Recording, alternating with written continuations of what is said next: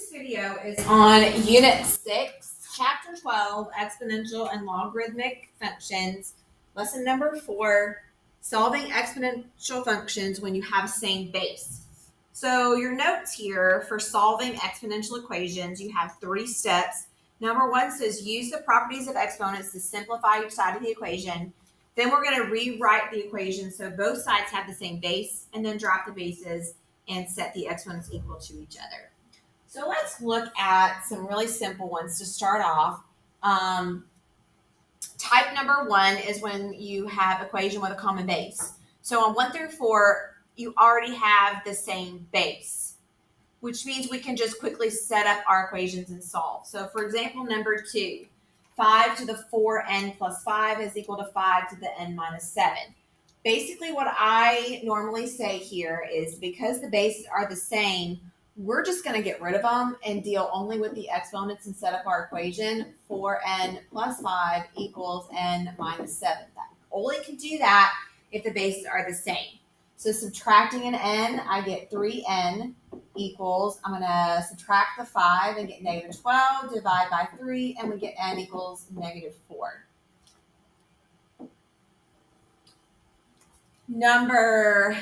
Let's jump to number 4.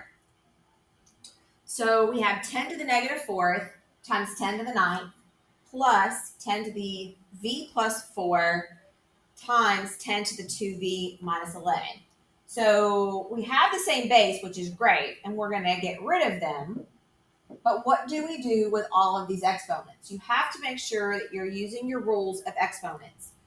When the operation says to multiply, you're going to add. So negative 4 plus 9 is 5 equals, I've got a v plus 4 plus a 2v minus 11, which is going to condense into 3v minus 7. And then I'm going to add the 7 and get 12. Divide by 3 and I get v equals 4. All right, so let's jump down to the next section. Type number 2, equations without a common base. But in this lesson, these are going to be equations that you can make the same base. In the next lesson that we're going to look at, we're going to talk about what happens if we can't get the same base. But for right now, every single one of these equations, they're not going to appear to have the same base, but you're going to try to figure out how to make them have the same base. So number 5, let's start simple. 6 to the 2x minus 10 is equal to 36. So looking at these, you want to always kind of focus on the smaller of the two. So my smaller base is a 6. So I'm going to need to change that 36. 36 is 6 squared. So I'm going to substitute that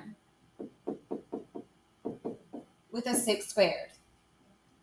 And then I can do just like I did on the other 2 examples and get rid of my bases and set up my equation. 2x minus 10 is equal to 2.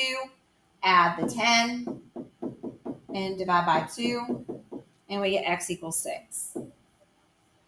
Sometimes it's not so simple to tell what your base might need to be. Let's look at number 7, for example. 7 to the 4x plus 11 is equal to 1 over 7. So I think this is very simple to see that your base should be 7. And you guys don't like fractions. So how in the world can I change 1/7 so that it has a base of just 7? Well, it's a fraction. The 7s are not changing, so there's a 1 involved. But it's going to have to be a negative 1 to make that 7 flip up to the numerator. So rewriting this, I have 7 to the 4x plus 11 is equal to 7 to the negative 1 power. And then we can do just like we've done on all the others, get rid of your bases and solve. So subtract the 11 and divide by the 4. X equals negative 3. All right, let's jump down to, let's look at number 9. I have a base of 27 and a base of 3. So the 3 can't change. It's the 27 that we want to change. We want to change that 27 so that it has a base of 3. Well, 3 to the third power is equal to 27. So we're going to get rid of the 27 and replace it with 3 to the third power. And that is being raised to that 2x plus 6. And now we can get rid of our bases. But what do we do with those exponents on the left? Well, we multiply them. In this instance right here, we need to multiply those powers because you have a power raised to a power. Your rules of exponents tell us to multiply. So 6x plus 18 is equal to 2x. I'm going to subtract the 6x and get negative 4x. Divide both sides by negative 4, and we get negative 9 over 2 for our solution to number 9. Let's look at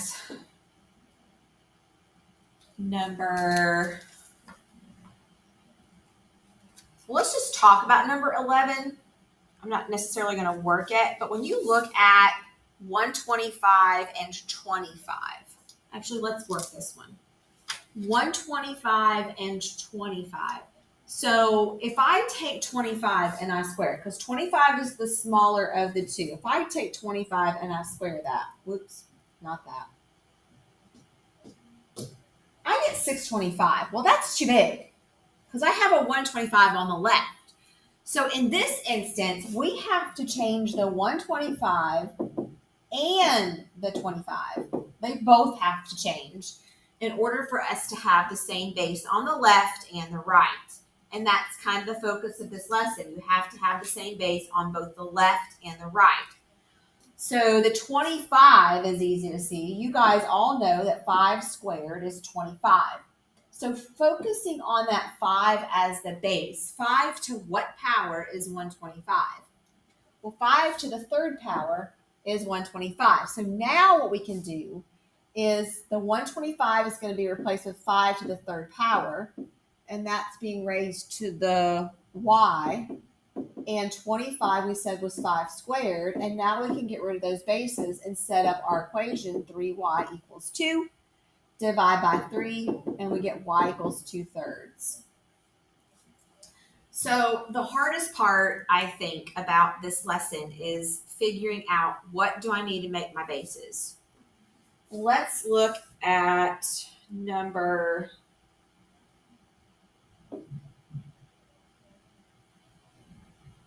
17. Number 17 says 64 is equal to 4 times 4 to the x. So I have multiple bases. 2 of them are just a 4. So I would focus on that. How can I rewrite 64 so that it has a base of 4? Well, 4 to the third power is 64. So if I'm going to replace that 64 with 4 to the third, you might want to add the understood 1 that's there.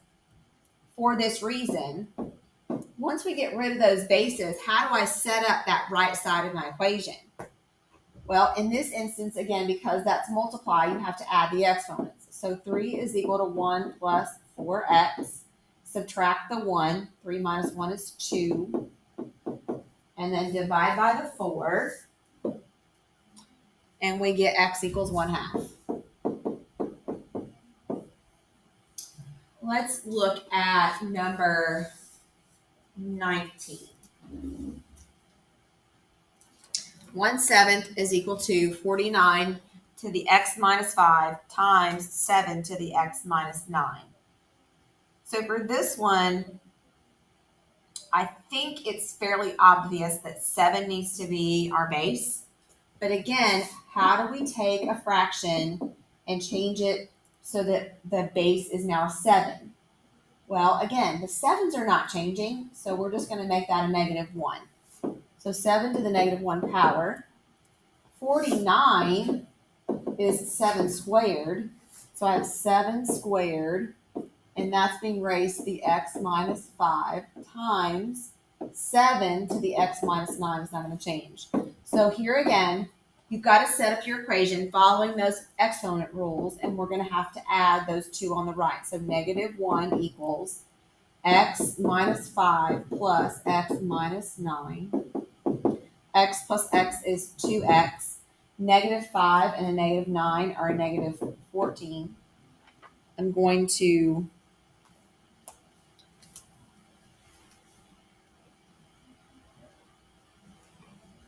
add a 14. You know what? I've messed this up. Hang on. You guys are probably screaming at me. I forgot to multiply the 2 and the x minus 5. I forgot to multiply. So this is going to be 2x minus 10 plus the x minus 9. My apologies on that. Totally lost the 2. So now we can combine 2x plus x is 3x, and a negative 10 and a negative 9 is negative 19. So then I would add the 19. Negative 1 plus 19 is going to be 18 equals 3x, and then divide by 3, and we get x equals 6. So my apologies on that.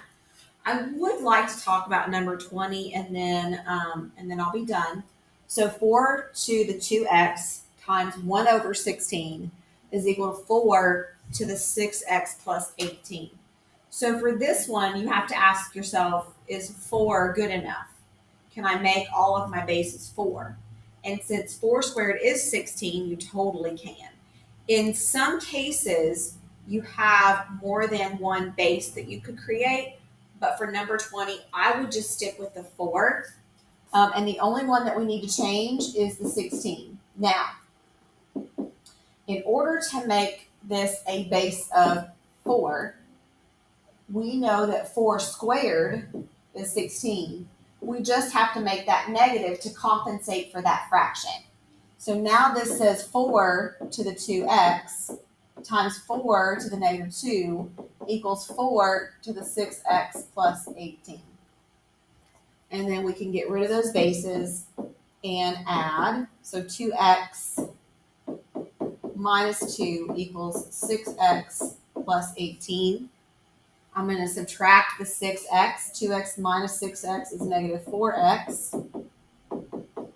Add the 2. And then divide by negative 4.